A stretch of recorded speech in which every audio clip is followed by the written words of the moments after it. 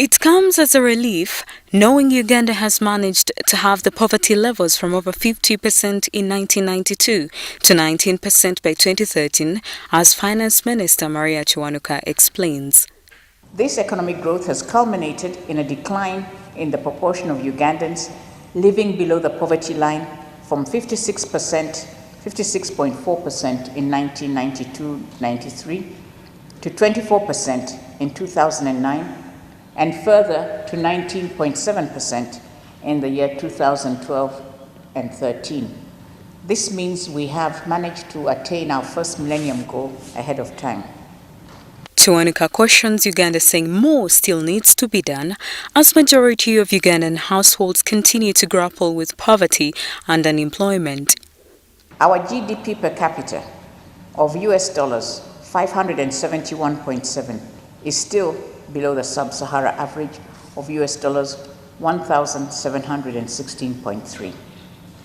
And those of our households who are nearly climbed out of poverty must not be allowed to slip back. This experience speaks to the need for strong leadership and institutions, but also continuous review and realignment of our development strategies to obtain that economic growth, to reduce poverty, and create more employment across the country. This is what adds up to true development.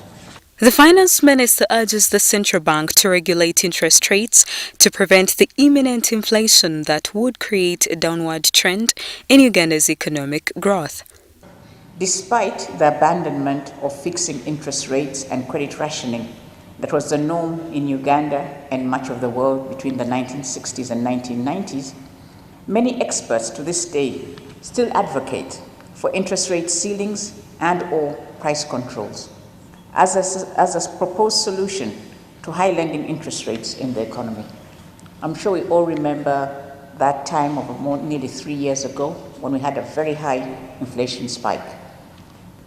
For many countries over the long term, it is a failure to create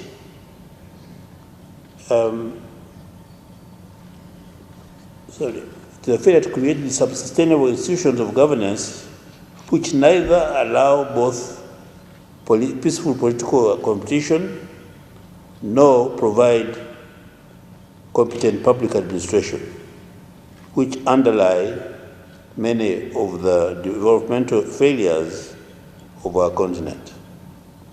What needs to be done, but an entirely different matter to have the political will and the capacity to do what is right.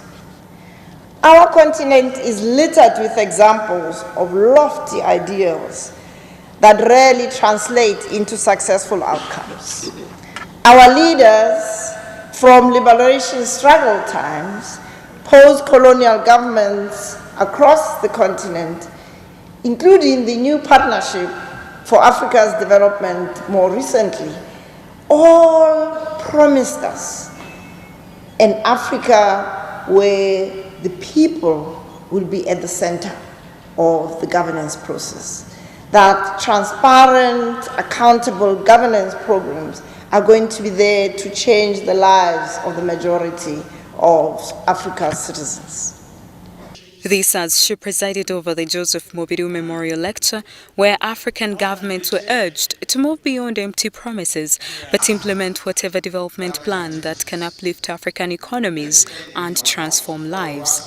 Anita Mwangozi, WBS News in Kampala.